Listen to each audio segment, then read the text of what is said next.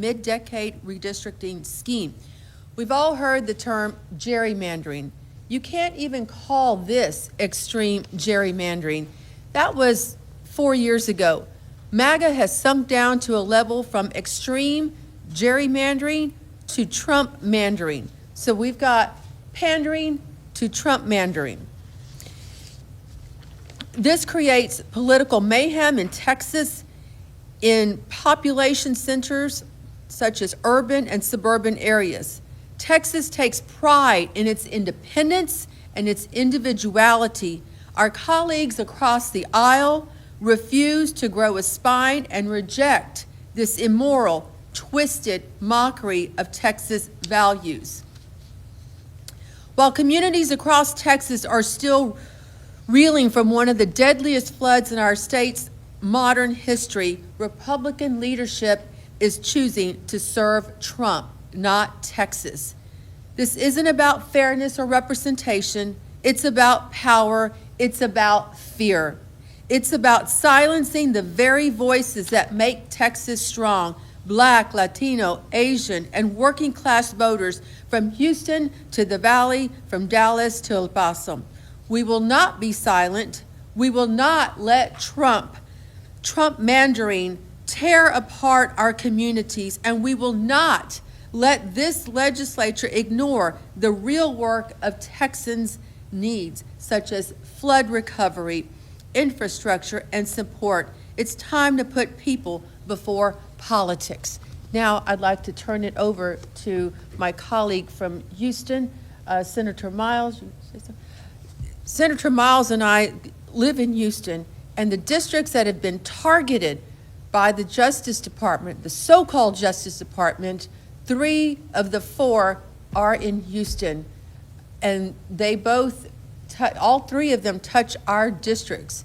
Mine specifically, the 29th Congressional District. Senator Miles.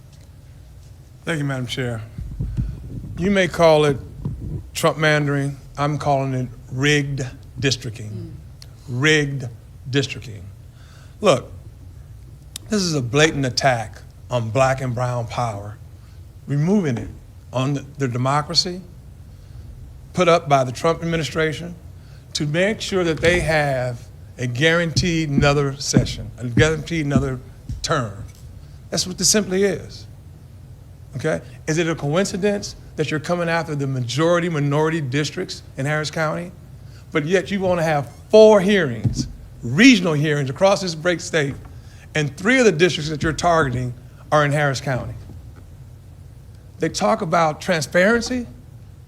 Transparency? Well, the real transparency is this is a Trump-constructed, obvious attack on the democracy of those who have fought hard over the years for the state of Texas, our black and brown communities, to make sure that our voices go unheard. But I will assure you, the Harris County, the state of Texas Senate Democratic Caucus, we will let them know that they're going to be exposed for what this really is. And it's a blatant, straight attack of racism by black and browns to take our political base from us and to silence us. We will not let our voices be unheard. Thank you.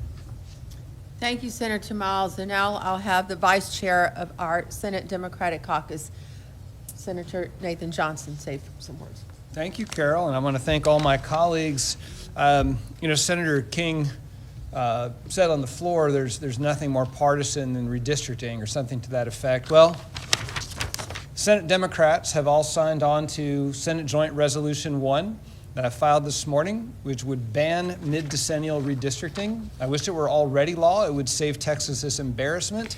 I mean, honestly, to some extent, I feel sorry for my Republican colleagues for being under such pressure to vote for this crap. I think it's got to put them in an uncomfortable position, but I say sort of sorry because you know what? They do have a choice. They can say no. The Texas Senate, the Texas legislature is not just a partisan apparatus of Washington, D.C. We don't just do what Donald Trump tells us to, even when he tells the governor to tell us what to do. And I think it really is just colossally embarrassing that without any real pretext, any credible pretext for redistricting in the middle of a decennial, we're just going to proceed around it because because Trump said, I want more seats, right? It is, I hate the word unprecedented, but I'm going to use it in this case.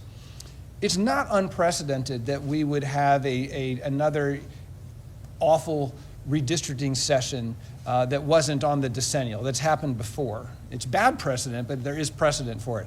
I think it is unprecedented that any legislature would spot a problem with its own maps and decide to redraw mid-decennial. And it's certainly unprecedented that it would be called at a time when the party in power is in trouble for exploding the national debt at the same time as taking away government services. So there's just no credibility to this, even on the constitutional grounds. It's so flimsy, and so then it gets us into one other big concern I have at the state level and at the national level. We are seeing the executive usurp the powers of the legislature, and we're seeing the legislature not only be complicit, but turn around and try to take away the powers of the judiciary to stop that dysfunction. And we're doing it again here.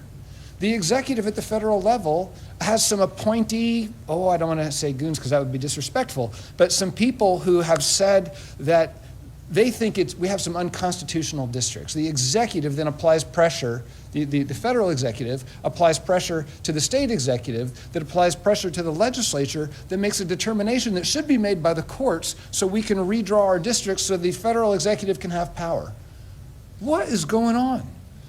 It's really, really bad stuff. So everybody has spoken eloquently on the floor. I hope more of my colleagues can speak right now. Suffice to say that we should not be doing this. There's very, very little, frankly, on the call that we should be doing. There are some things we should be doing, and we hope to get to those. This ain't it. Thank you, Senator Johnson. And I'm going to make sure we have representation from the Valley, who will also be on the committee, just announced today, along with myself and Senator Miles, Senator Chuy Hinojosa. Thank you, Chair Alvarado. I've been in the Texas legislature since 1981. I've been involved in half a dozen redistricting sessions and special sessions, but I've never seen such a blatant grab of power, raw power. What's different is this time around, it seems like all the orders are coming from one person, and that is President Trump. Not caring about what the people need, not caring about what people want. Keep in mind that it reminds me of 1984, George Orwell, telling people, don't believe your eyes, do not believe what you see, believe what the party says. The party says, redistrict, I want more power. The reality is, what's happening now to us is that the voters are being deprived of a voice. The voters are being deprived of electing the representatives they want.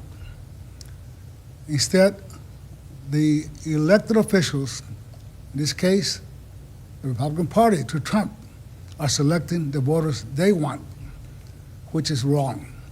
At the end of the day, it is so obvious now that the Trump administration doesn't really care about minorities, people of color. In this effort to redistrict, to create 5 new congressional districts, the targets are not Republican districts. They are not even white Democratic districts.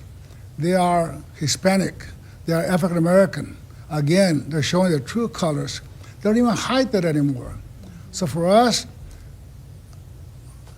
hopefully the voters are listening, paying attention to the point that this redistricting power grab will backfire on them. The voters will rise and speak up and vote their choice, who they want to represent them in Congress. Thank you. Thank you, Senator Hinojosa. And right here from Travis County, I'd like to have Senator Eckhart come up and say a few words. More than 100 people are dead from a flood. 10 of those are Travis County residents. 3 people are still missing. And we spent the entire day discussing redistricting, as Boris Miles calls it, rigged districting. The truth of the matter is that 67% of our congressional district, of our congressional caucus in the U.S. House, is white folk, white people like me. White people like me only represent 40% of the Texas population. So watch what happens in this redistricting or rigged districting special session. If you think for 1 second that this effort is going to alleviate this gross underrepresentation of our non-white population, I think you will quickly see that this is designed to exacerbate it. It's designed to make sure that our black and brown, and we didn't even mention our Asian population, has zero representation. I shouldn't say zero. That's an overstatement. Just 67% white in a majority non-white state. Donald Trump is demanding what a king would demand. Our first obligation as senators is to represent the people of Texas, all of the people of Texas, not just our party and not just our race and not just our religion, but every single person in Texas. And this is not that.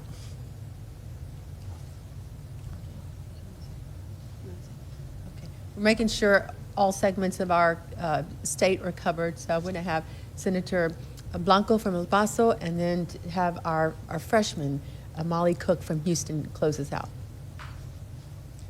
Thank you, Madam Chair.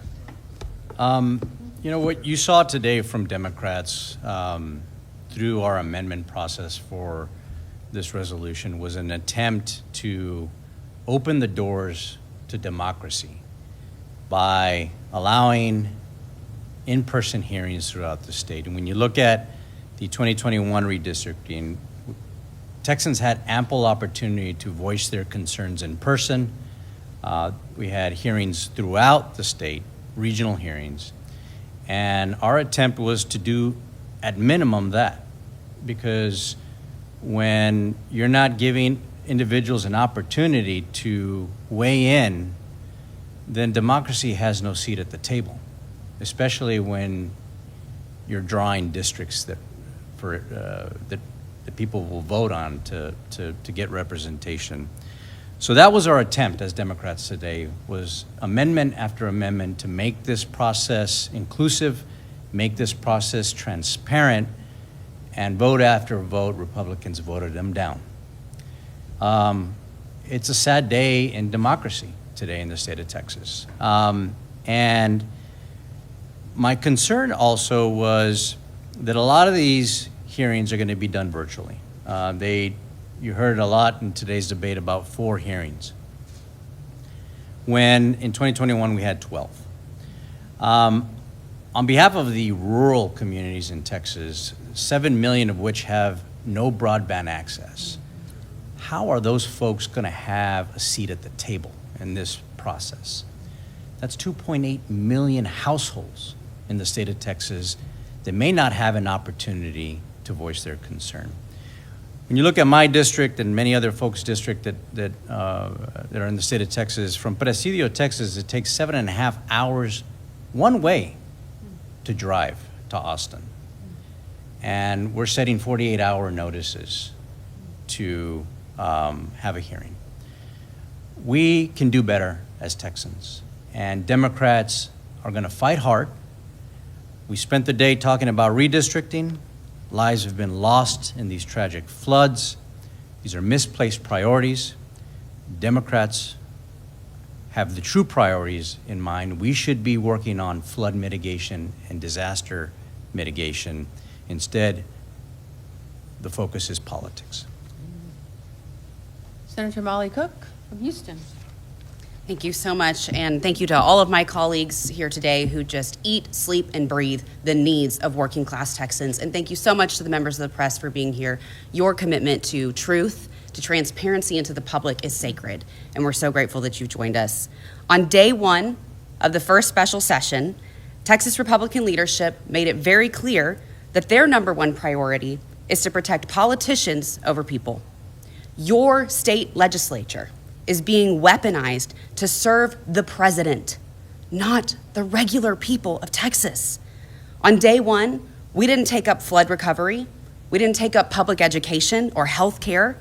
The number one priority of our Republican-controlled Texas Senate is further gerrymandering. I spent the last month in my district and working in the emergency department.